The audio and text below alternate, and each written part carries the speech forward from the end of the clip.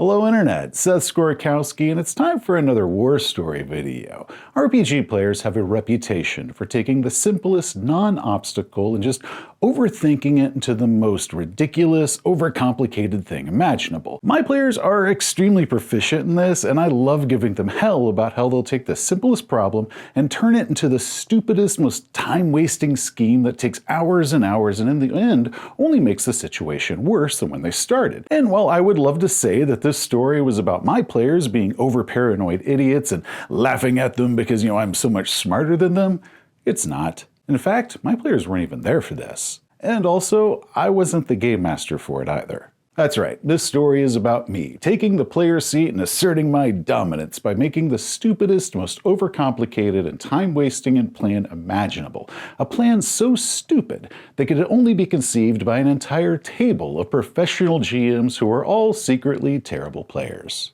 Mixing our incredible dumbness with some incredibly bad dice rolls into just a perfect orgy of failure. However, unlike all my other war story videos that cover homegrown adventures, this one involves the published Delta Green campaign God's Teeth. So there is a small spoiler about it, nothing big plot-wise, but spoilers nonetheless, so you have been warned, there is a small spoiler for God's Teeth in here.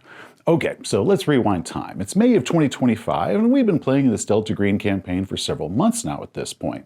Bud Baird from Bud's RPG Review, who wrote the hit Call of Cthulhu Adventures Viral and Inversion, is our game master. Players are myself, multi-award-winning YouTuber, podcaster, and scenario writer, and then the two Scotts. Scott Jost from the Titterpigs podcast and has his own YouTube channel, and Scott Dorward from the Good Friends of Jackson Elias podcast, who's written more RPG books than adventures than I can count, many I've reviewed on this channel, and has more industry awards than he can remember. I know that because I asked him how many awards he's won, and he said that he couldn't remember. So Scott Dorward is just an all-in-all RPG badass. So you can see that we've got a great lineup of game writers, YouTubers, and podcasters. And then there's Adrian. Adrian is not an RPG YouTuber or podcaster or game writer. He's just a cool guy that we play with. He's also the smartest one among us and the best player MVP by a mile.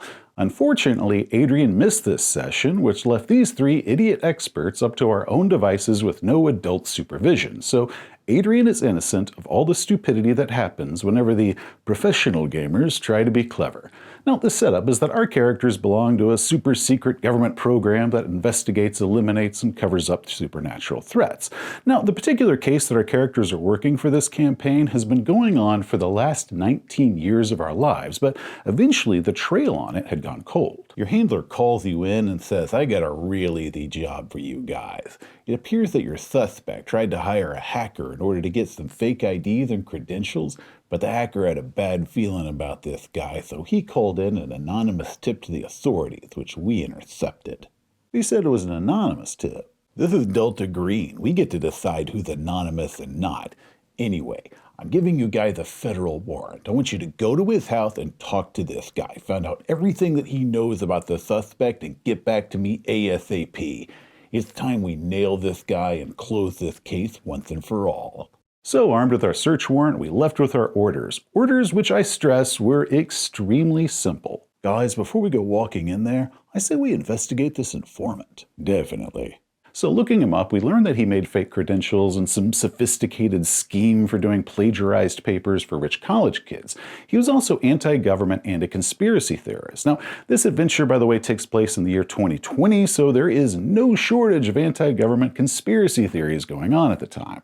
I say my hacker goes ahead and just tries to infiltrate his computer because you just know he's not going to tell us everything, so say we just get it for ourselves. That's a good idea. Do it. So my character spends hours and hours trying to hack this dude's computer, and my character is really good at this. He's got a 72% chance of success. Unfortunately, yeah, I failed that roll with a 100, the worst possible roll in the game. Okay, so it's like 3 a.m. and you finally manage to get inside this guy's computer, right? So you're in there and you're poking around, but you're not really finding anything. And then it occurs to you, you didn't hack him, he's hacked you, and he is downloading everything off of your hard drive. Give me a luck roll to see if you managed to stop this guy in time. You don't know if he managed to get everything off your hard drive or not, but he dropped a virus on his way out and your computer is nuked. I didn't have any Delta Green data on my computer, thank God, so that was fortunate, but I still lost everything. Guys, I need to get all of my data back. Now, it's at this point that any sane or intelligent player would probably just go ahead and serve the warrant and get on with the adventure.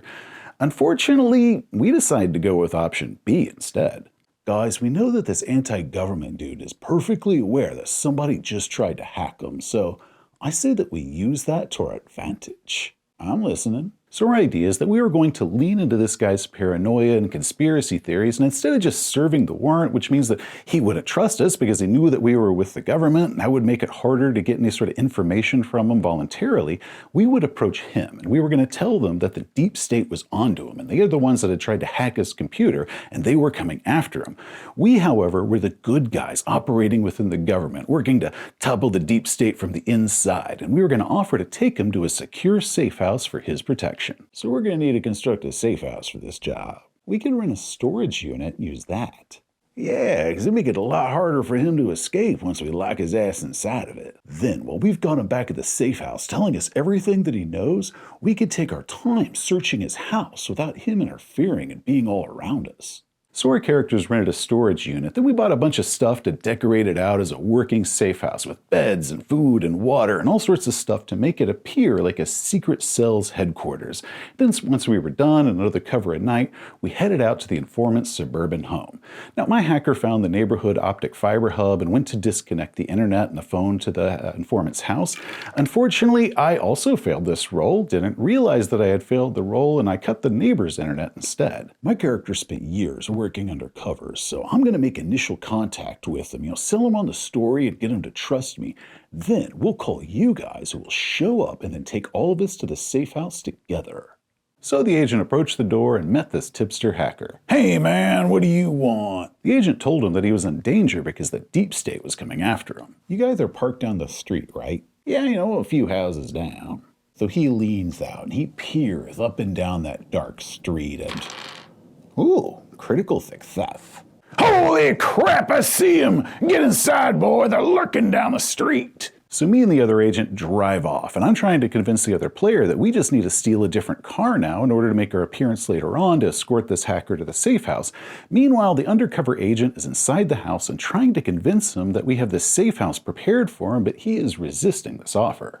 No way, brother, this is my family home. They ain't chasing me out of here. So this guy starts getting really high and getting super duper paranoid, and he's peeking out the window, and he somehow manages to spot us a second time as we're circling around looking for another car that we could steal. Holy crap, I see him circling around, boy. We're surrounded by him.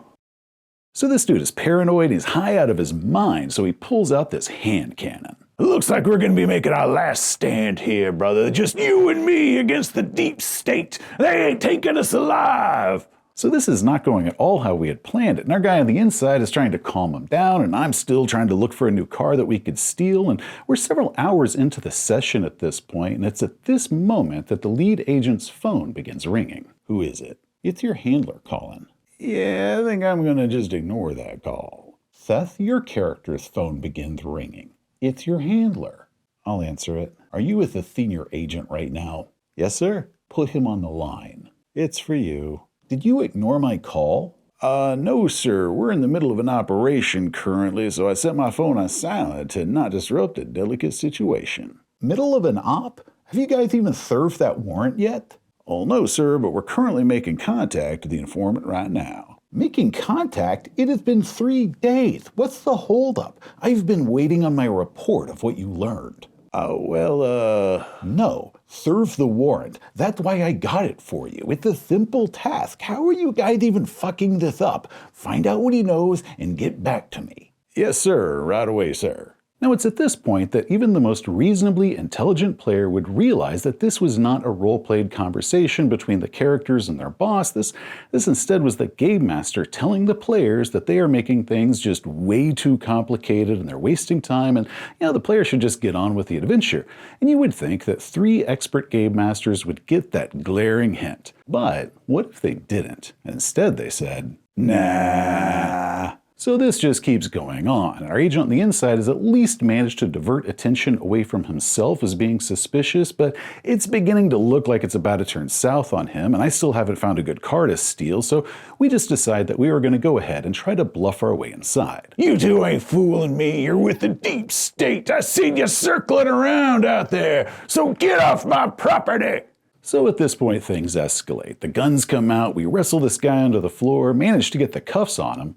Alexa, call 911. Calling 911. And that's how I learned I hadn't cut the internet connection. Now, thankfully, we stopped that before the police arrived, and we told this hacker guy that we were all federal agents with a search warrant, and we just wanted to question him that he wasn't under any arrest or wasn't in any trouble at all. We just had a few questions for him about his tip. What do you mean? Why all you guys been circling around my house and coming here and talking about the deep state and safe houses? And were you the jerks that tried to hack me?